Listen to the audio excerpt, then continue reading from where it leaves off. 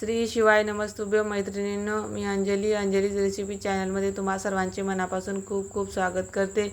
तर आज आपण बघणार आहोत विदर्भ पद्धतीचे पारंपरिक पद्धतीने बनवलेले अतिशय खमंग असे पुडाचे शेंगुळे।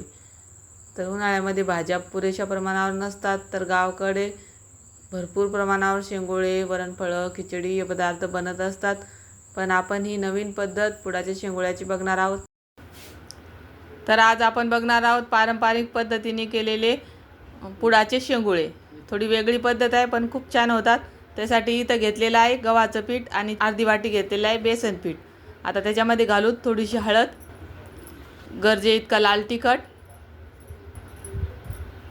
लसण जिऱ्याची पेस्ट आहे, 20-25 लसणाच्या पाकळ्या घेतलेल्या आहेत आणि थोडीशी जिरे टाकून त्याची पेस्ट काढून घेतलेली आहे मिक्सरला। आता त्याच्यामध्ये अर्धी वाटी बेसन पीठ घालून, चवीपुरतं मीठ घालून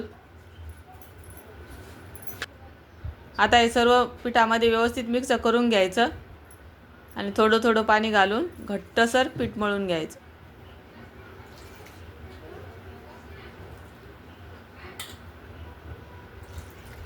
बघू शकता या पद्धतीने आपण चपातीला पीठ मिळतो त्यापेक्षा थोडंसं निब्बर असं पीठ चुरायचं।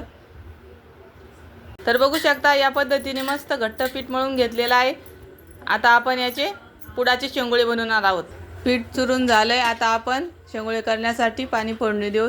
तरी ते पातेल्यामध्ये 3 पळी तेल घातलेलं आहे। तेल गरम झालं, आता याच्यामध्ये आपण मोहरी घालू।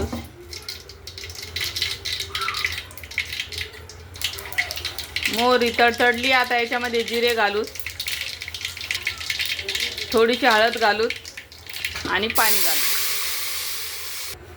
तरी इथे 2 तांबे पाणी घातलेलं आहे आदनासाठी।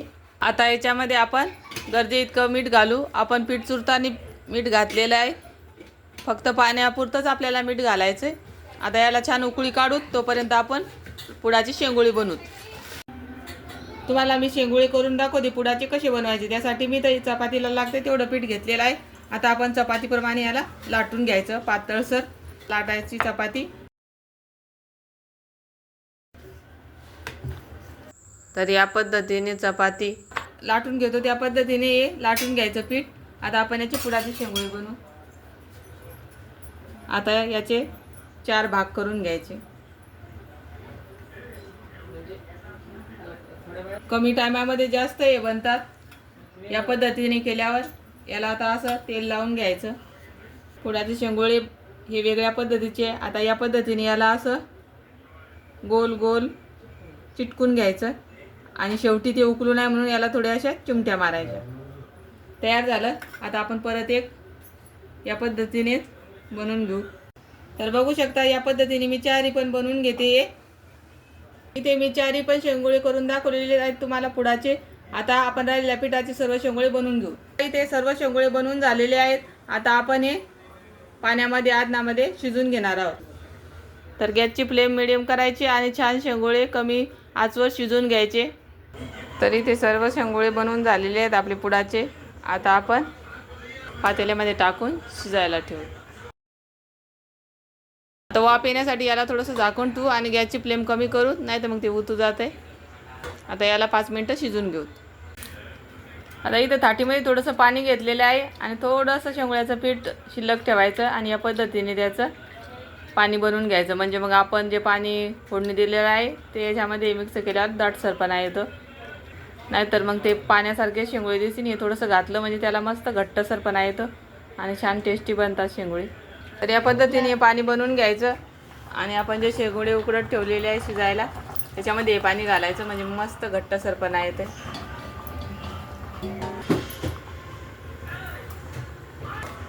आता याला 5 मिनिटं शिजून घेऊ। 5 मिनिट झालेले आहेत। आता आपण चेक करू शेंगुळे छान शिजलेत का। तर अगदी मऊसूत शिजलेले आहे ते शेंगुळे। तर बघू शकता मस्त मऊसूत शिजलेले आहे। आता आपण हे सर्व करू। तर या पद्धतीने झाऱ्याने काढून घ्यायचे, म्हणजे मग तुटत नाही आणि खालीही पडत नाही।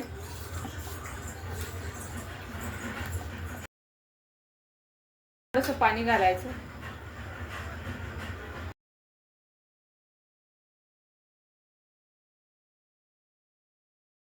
तर बघू शकता इथे तयार झालेले आहेत मस्त असे पुडाचे शेंगोळे.